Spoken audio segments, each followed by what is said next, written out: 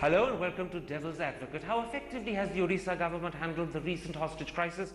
And what is the position of the Biju Janata Dal on the forthcoming presidential election? Those are two of the issues I shall discuss today with the Odisha Chief Minister, Naveen Patnaik. Chief Minister, let's start with the hostage situation you've just had to handle. There's a widespread view that rather than standing up to the Nakshal demands, you caved in step by step. Would you say you could have handled the situation better? Well, in reply to your question, it is a very sensitive issue. After all, it also deals with what you might call, which anyone should think of as humanity, as of being humane. And yet, what has happened is obviously a crime. So we, in our government, in our state government, in Odisha, in fact, I think they'd asked for more than 200 persons, that's the Maoists, demanding their release. And you understand, of course, there were 2 Italian nationals, and after that, MLA of my party. You're actually putting my concern for me. The first concern people have is that you ended up agreeing to release almost 30 prisoners, and the clear message that you gave to the Maoists was that each time they want their prisoners released, all they have to do is take hostages. Rather than stop hostage taking, you've encouraged the problem.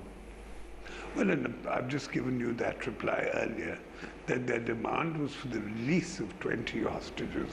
In fact, we processed the bail applications of several detainees, of more than 20 detainees, and I understand that 5 of those have been released. And you've agreed to release a total of almost 30. That's why people are concerned. In contrast, a few weeks later, when the collector of Sukma was abducted, the Chhattisgarh government was able to secure his release without agreeing to any of their demands. You could have taken a similar stand, but you didn't. Why?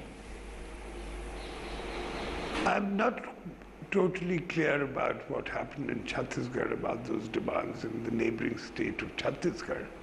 But again, I repeat, when the total release of 200 detainees is demanded by the Maoists, and only out of that a process of more than 20 are being processed for bail applications, and at the end of it all, if I remember, it's 5 persons who have been released.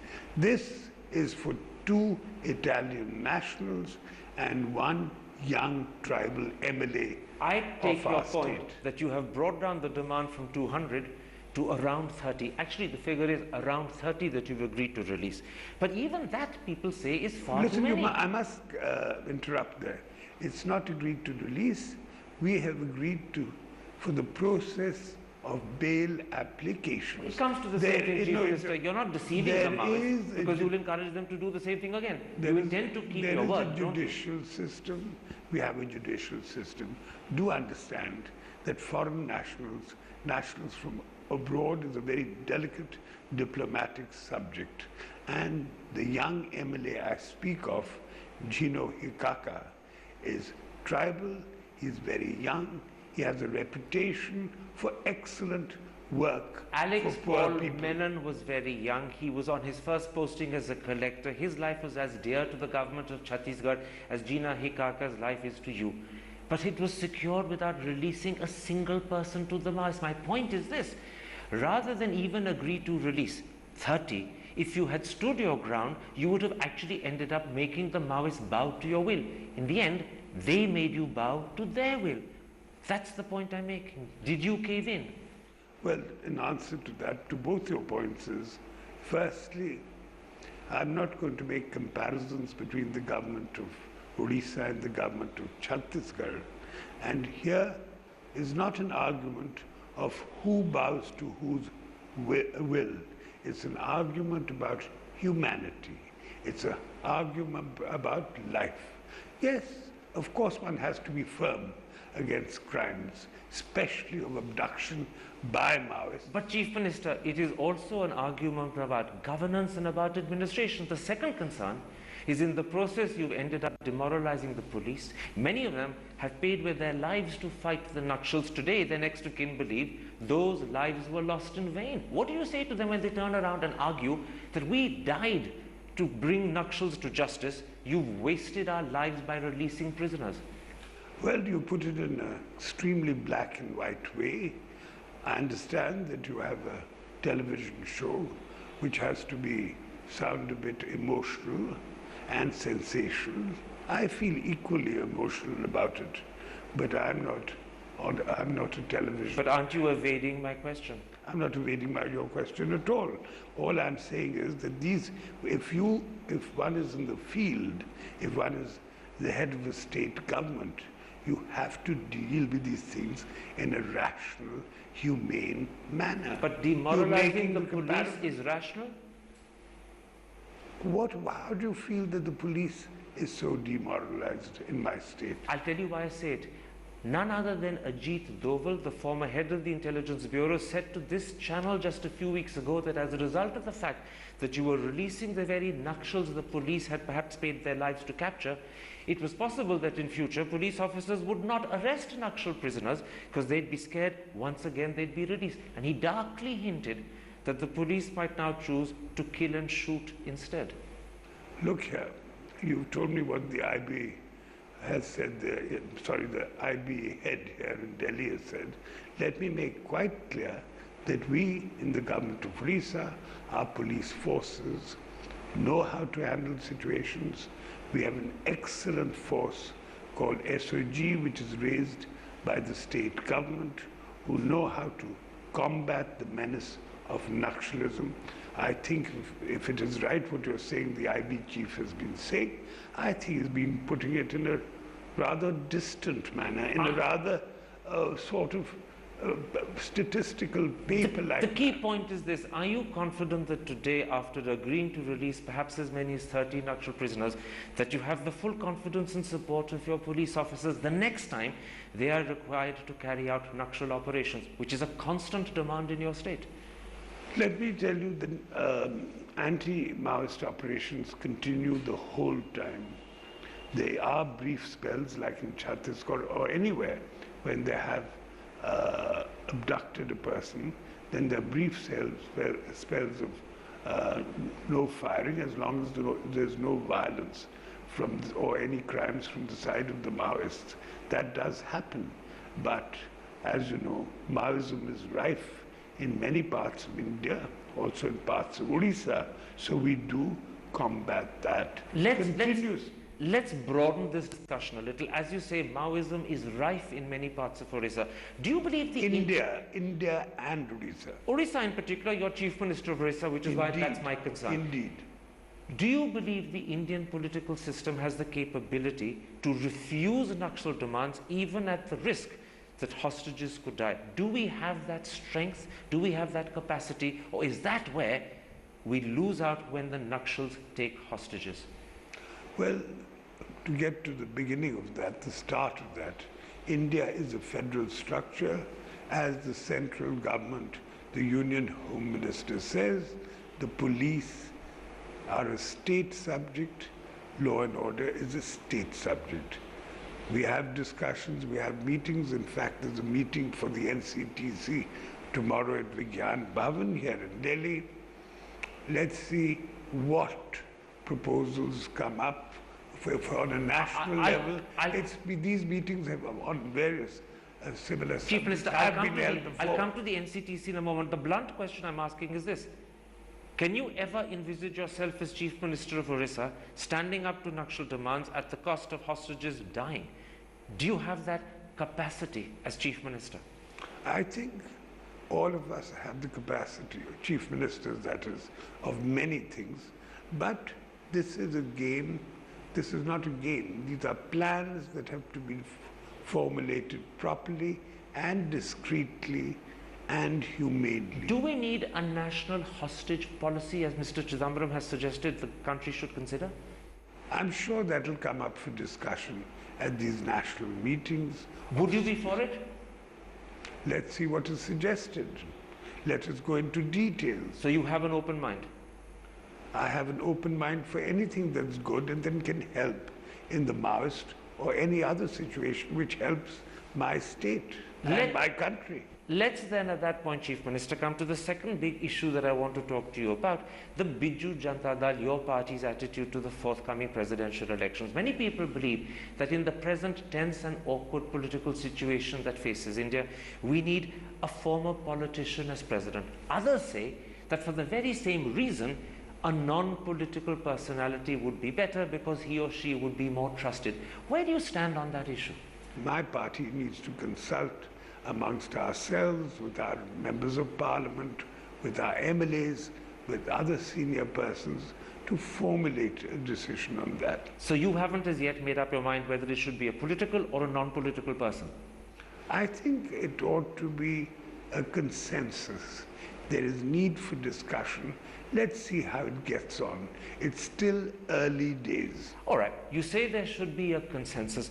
Will the Biju Janata Dal make up its own mind about which candidate to support as president, or will you also consult parties like the AIA, DMK, the Trinamool Congress, possibly the Samajwadi Party, perhaps even the JDU and the TDP? Will you consult these, or will you decide yourself?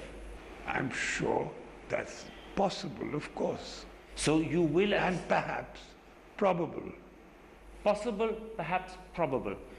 I'm interpreting that, you're suggesting to me that it's quite likely that you will sit with people like Mamata Banerjee, Jaya Lalita, perhaps even Mulayam Singh Yadav or his son Akhilesh Yadav, to come up with some sort of joint candidate that you all agree on.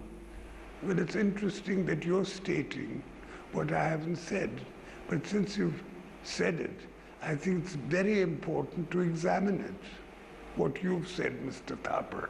When you say very important to examine it, you're saying it's likely that you will actually follow this route. You're smiling, but is that smile a way of hiding yes?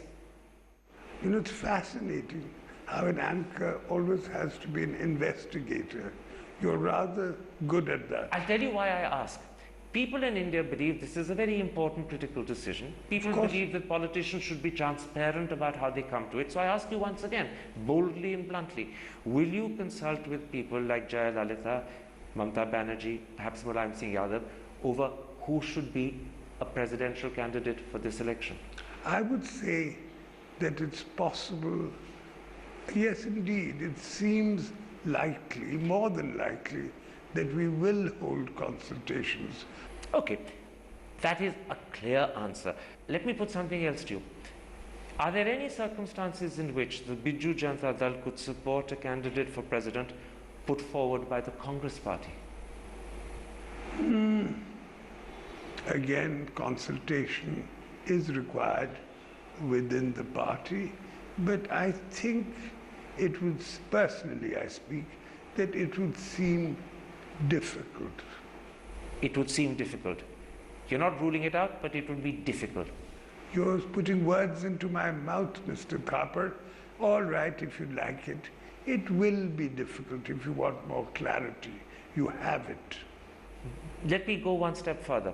One of the candidates the press says the Congress party is toying around with is the possibility of nominating Hamid Ansari, the present vice president, as the next president. Would the Biju Janata Dal be happy to see him as president? What you're asking is very interesting. Of course, he is the vice president of our country, is the chairperson of the Rajya Sabha, a very distinguished person. But as I told you earlier, there's consultation required within the party, and it's early days. Suppose Mr. Ansari were to be put forward by Congress. Would that make it difficult to accept him? All this requires consultation, Mr. Thapar, consultation within the party. Ours is a democratic party. Okay. I accept that. Sushma Swaraj has said that she believes Hamid Ansari doesn't have the stature to be president. Well, I think that's not really, I think that's not charitable, not very charitable to speak of any personage, any person in that manner. It was a mistake on the part of the leader of the opposition to refer to the sitting vice president in that manner. You're saying it. But you're not disagreeing.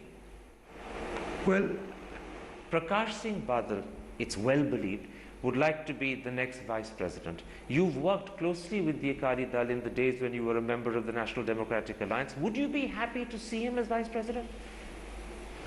I have a great deal of respect for Badal Saab. He was very close to my late father. That's for so very many years. But again, I'm sorry to sound repetitive, but discussions must take place in the Biju Janata Dal about names, etc. So once again, you're not declaring immediate support. But is it difficult to accept him, as you said it would be to accept a Congress candidate? Does the same difficulty arise in this case? May I say something? It's fascinating how you make points for your audience of what the person has... You're deflecting, answering the question. Don't answer with another question. Just tell me, does the same difficulty arise in Prakash Singh Badal's case, as you said, would arise in the case of accepting a Congress candidate for president? I told you, I have a great deal of respect, both for Badal Saab and indeed for Mr. Ansari. And that's the furthest you're going to go? I think for the moment, because really, I don't have all the points of view of the elder. But it's interesting the way you put it. You have a great deal of respect for Badal Saab and Mr. Ansari. Does that suggest, as some may think, that you might be prepared to accept one as vice president and the other as president? I really do think, Mr. Thapar, you're putting the cart before the horse. These things take more time than 20 minutes on your celebrated show. Let's take a break at that point, Mr. Chief Minister. I want to come back and talk to you about the National Counter-Terrorism Center. That's in a moment's time. See you after the break.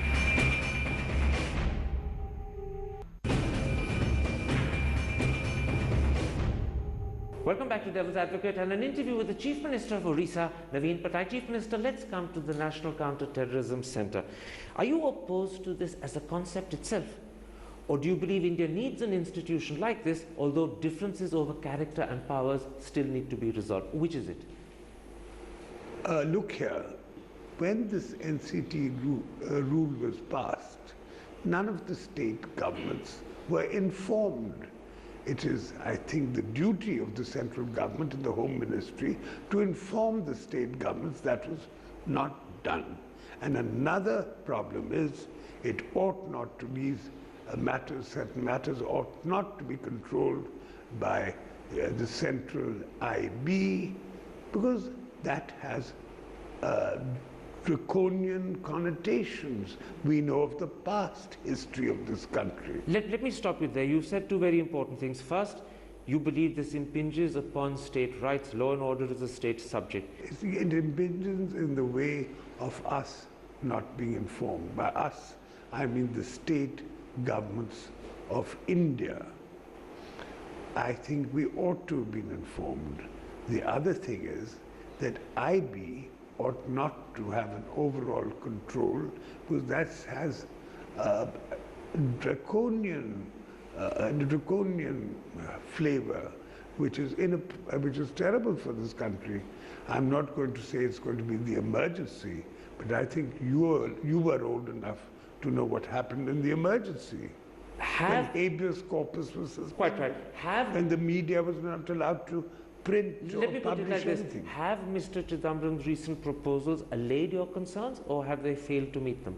I'm sure they'll come up for discussions with most of the chief ministers and state governments at tomorrow's meeting of the NCTC at Vigyan Bhavan here in Delhi. Do you see the NCTC happening at the end of tomorrow's meeting or not?